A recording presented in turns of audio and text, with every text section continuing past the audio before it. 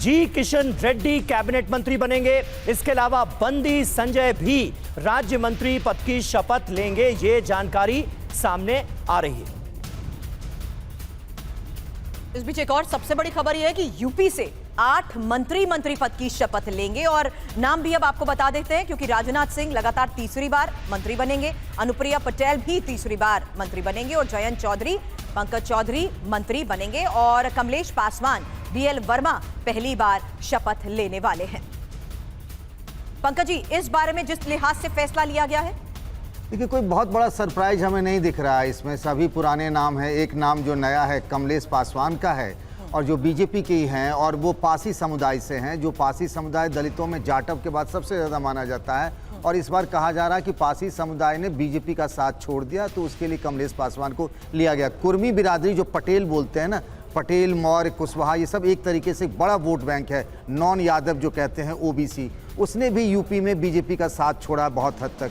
तो उसके लिए अनुप्रिया पटेल अपना दल से हो गई, पंकज चौधरी पहले भी मंत्रिमंडल में थे महाराजगंज से, उनको फिर से बनाया गया है। जयंत चौधरी सहयोगी दल के तौर पर पहली बार केंद्रीय मंत्रिमंडल में उनको जगह दी गई है और चूंकि जाट बिरादरी के हैं तो एक तरीके से संतुलन बनाने की कोशिश की गई है। फॉरवर्ड कास्ट से 2, ओबीसी से 4 और एससी समुदाय से 2, यानी कुल 8 मंत्रियों की लिस्ट अभी तक आई है यूपी कोटे से। बिल्कुल, यूपी के कोटे से 8 मंत्रियों की ये फहरिस्त, इसे आप उदय जी किस तरह से देखते हैं? क्योंकि यूपी में अब चुनौती बड़ी नजर आ रही है। सबसे बड़ा झटका लोकसभा चुनाव में यूपी ने ही बीजेपी को दिया है। 33 सीटों पर बीजेपी सिमट कर रह गई। कांग्रेस पार्टी और समाजवादी पार्टी ने वो कर दिया जिसके बारे में किसी ने चुनाव से पहले अनुमान नहीं लगाया था। अब यूपी में चैलेंज कितना बड़ा है पार्टी के साथ? कांग्रेस का चैलेंज बहुत बड़ा है यूपी के अंदर, क्योंकि बीजेपी का, क्योंकि आप देखें कि जिस तरीके से घटती हुई सीटों की जी, वो काफ़ी आश्चर्यजनक है,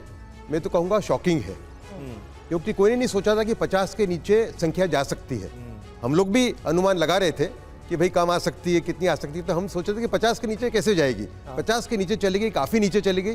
तो यूपी का जो इन्होंने चयन किया है बड़ा, जैसे मेरे सहयोगी बता रहे थे कि काफ़ी उन्होंने संतुलित तरीके से किया है एक, लेकिन साथ में छवि को भी मेरे ख्याल से उन्होंने जगह दी है। एक कीर्तिवर्धन सिंह करके हैं मनकापुर वाले, गोड्डा से जो एमपी है, वो उन्होंने कोई प्रेशर नहीं लगाया। जानता हूं उनको, मेरे पर्सनल परिचित हैं, उन्हें कोई प्रेशर नहीं लगाया था मिनिस्टर बनने के लिए और उनका चयन हुआ। इसका मतलब कि श्री नरेंद्र मोदी ने इसके अंदर पर्सनल इंटरेस्ट लिया है, देखा है कौन आदमी ने काम किया है जमीन पे किसकी, क्योंकि जमीनी आदमी है वो कीर्तिवर्धन सिंह जी।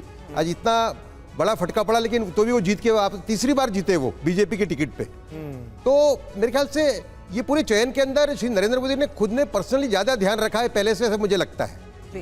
बड़ी बात आप यहाँ पर कह रहे हैं, लेकिन इस बीच ये तस्वीरें भी अब लगातार समीर सामने आनी शुरू हो चुकी हैं, जहां देखिए किस तरीके से इस भव्य समारोह की ये तस्वीरें अब लगातार TV9 भारतवर्ष आपको दिखाता रहेगा, क्योंकि अब 7 बजे का वक्त भी नजदीक है, जिसके बाद हम देखेंगे प्रधानमंत्री किस तरीके से इस शपथ ग्रहण समारोह में शामिल होते हुए तीसरी बार शपथ ग्रहण करेंगे। लेकिन उससे पहले, क्योंकि फहरिस्त बहुत लंबी है और जिस तरीके से यहाँ पर लोगों को बुलाया गया है, हमारे सहयोगी ने इनसे भी बातचीत की है, जितने भी तमाम मेहमान आज इस शपथ ग्रहण में समारोह में शामिल होने वाले। लेकिन उससे पहले एक और बड़ी खबर बता दें, क्योंकि अब अनुराग ठाकुर ने मोदी और सभी नए मंत्रियों को बधाई दी है। ये एक और बड़ी खबर आ रही है। हालांकि ये सीधी तस्वीरें तो आपको दिखाते रहेंगे, लेकिन जिस तरीके से लगातार हमारे सहयोगी अभी तक सांसदों से बात करते आए थे, अब अनुराग ठाकुर की तरफ से, उनकी तरफ से मोदी और सभी नए मंत्रियों को बधाई दी गई और उनकी तरफ से कहा गया कि अगले 5 साल में देश को आगे ले जाने की शुभकामनाएं।